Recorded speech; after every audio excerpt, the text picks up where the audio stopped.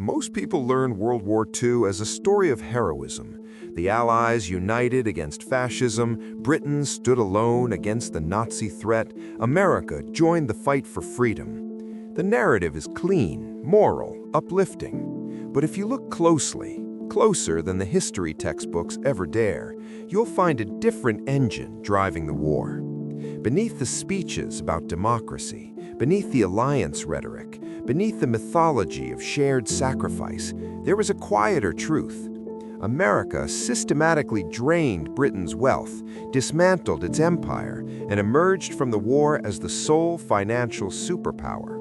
Britain didn't just survive World War II, it paid for it with everything it had, and then discovered the bill kept coming for decades after.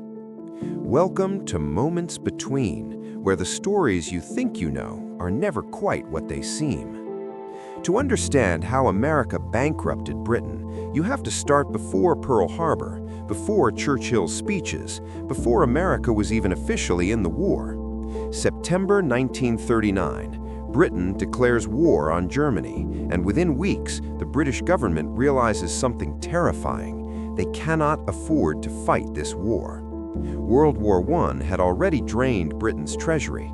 The empire was financially fragile, running on borrowed time and borrowed money. Now they faced an enemy with the full industrial capacity of continental Europe behind it. Britain needed weapons, aircraft, ships, ammunition, and they needed them immediately. But there was a problem. America had passed the Neutrality Acts, laws specifically designed to keep the United States out of European conflicts. No loans, no credit, no military equipment on anything but cash terms. If Britain wanted American goods, they had to pay up front in gold. So that's exactly what Britain did. In 1939 and 1940, Britain began liquidating its empire to buy American weapons. Gold reserves were shipped across the Atlantic on Royal Navy vessels. British-owned companies in America were sold at fire sale prices. South African gold, Argentine railways, Malaysian rubber plantations. British holdings across the world sold, liquidated, converted to dollars, and handed to American manufacturers in exchange for bombers and destroyers. By mid-1940, Britain's gold reserves were nearly exhausted. The empire was selling itself piece by piece to stay in the fight, and this was before America had entered the war. Then came the fall of France in June 1940. Britain stood alone against Nazi Germany, and everyone knew it. Churchill needed American support desperately, but Roosevelt faced a political problem. The American public wanted nothing to do with another European war. Isolationism was the dominant political force. So Roosevelt crafted a compromise that would define the next 5 years: Lend-Lease. Announced in March 1941, Lend-Lease promised to provide Britain with weapons, food, and supplies without immediate payment. Roosevelt sold it to the American public with a simple metaphor. If your neighbor's house is on fire, you lend them your garden hose. You don't haggle over price while the flames spread. It sounded generous. It sounded like solidarity. It was neither. Because Lend-Lease wasn't a gift, it was a loan with terms so favorable to America that it essentially functioned as a systematic transfer of British wealth and power. Here's how it worked. Britain would receive American goods, ships, planes, tanks, food, raw materials, everything needed to fight the war. In return, Britain had to pay America in 3 ways. First, any British gold and dollar reserves had to be completely exhausted before Lend-Lease began. America made sure Britain was financially broken before the aid started. Second, Britain had to sell off American-based assets and use the proceeds to pay cash for as much as possible. Third, Britain had to agree to dismantle its imperial preference after the war, the trade arrangements that gave British companies favorable access to empire markets. America demanded that Britain open its empire to American competition as the price for survival. But the most devastating term was this: Britain had to promise to not export anything that competed with American goods. If Britain manufactured something using American raw materials under Lend-Lease, it could not export those products to other countries.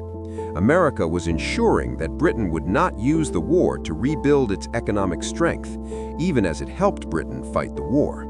This wasn't alliance, this was economic subordination disguised as generosity. The scale of Lend-Lease was staggering. Britain received about $31 billion worth of supplies, roughly $600 billion in today's dollars.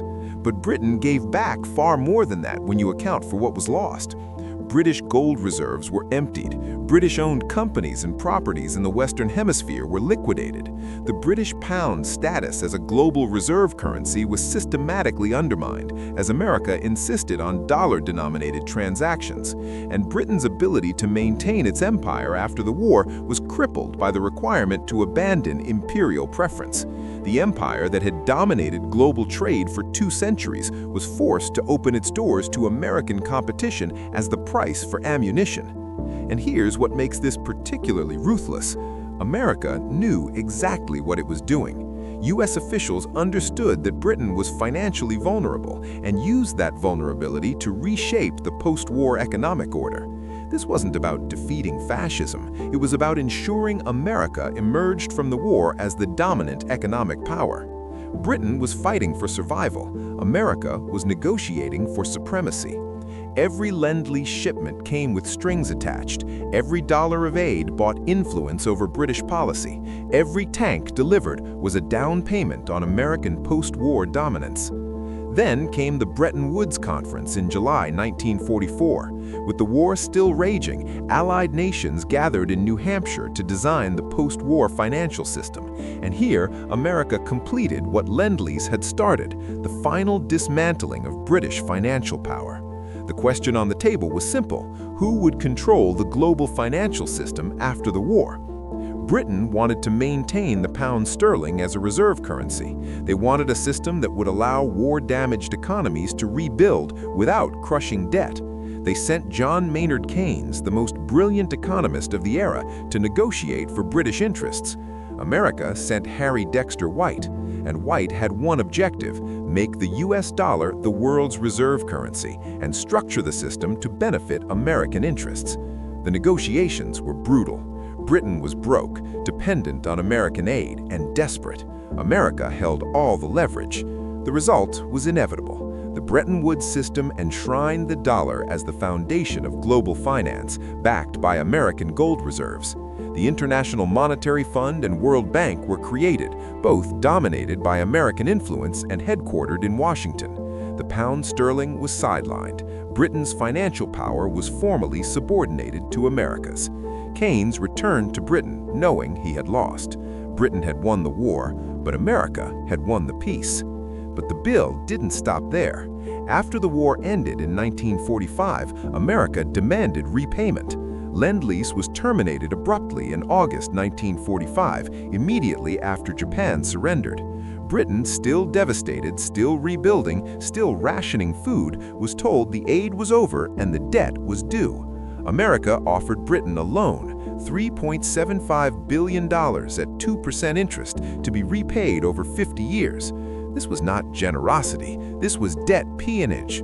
Britain, having spent everything to defeat fascism, now owed America for the privilege of survival. The loan came with conditions. Britain had to make the pound convertible to dollars within 1 year, opening British currency to market forces before the economy was ready. The result was predictable: a currency crisis, a run on the pound, and further depletion of British reserves. America knew this would happen. They structured the loan to ensure Britain remained financially dependent.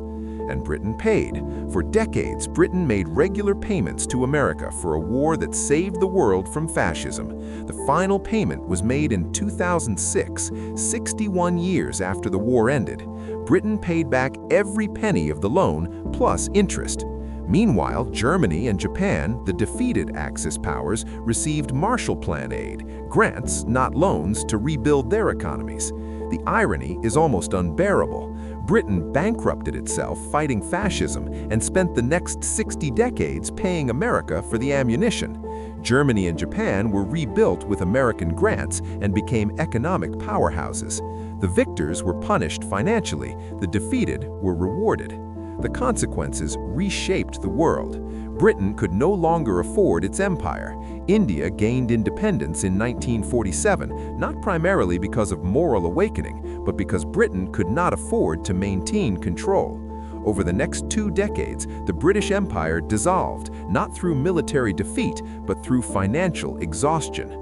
Britain had traded its empire for survival, and America, which had never directly confronted British imperial power, dismantled that empire through economic leverage. Every colony that gained independence weakened Britain and opened new markets for American goods. America didn't need to invade the British Empire, it just needed to wait for Britain to go broke. The sterling area, the system where countries held reserves in British pounds and traded preferentially with Britain, collapsed as the dollar took over. London's position as the world's financial capital was replaced by New York. The City of London remained important, but it was no longer the center of global finance. That title belonged to Wall Street.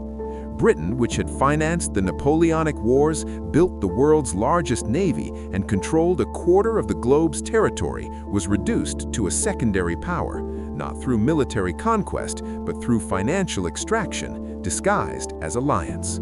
And here's where history folds into the present. The pattern America used against Britain has been repeated dozens of times since 1945. Lend aid to a desperate country, attach conditions that favor American interests, use debt to extract concessions, leverage financial vulnerability to reshape economic systems, open markets to American competition, and ensure long-term dependency. The IMF's structural adjustment programs of the 1980s and 90s followed the exact same playbook. Countries in crisis received loans with conditions, privatize state industries, cut social spending, open markets, adopt dollar-friendly policies. The loans helped in the short term, the conditions ensured long-term subordination. This isn't conspiracy, it's strategy, and it works. Financial leverage is more effective than military force because it doesn't look like coercion, it looks like help. Britain needed weapons, so America sold them at a price that included the empire. Developing nations need loans, so the IMF provides them at a price that includes sovereignty.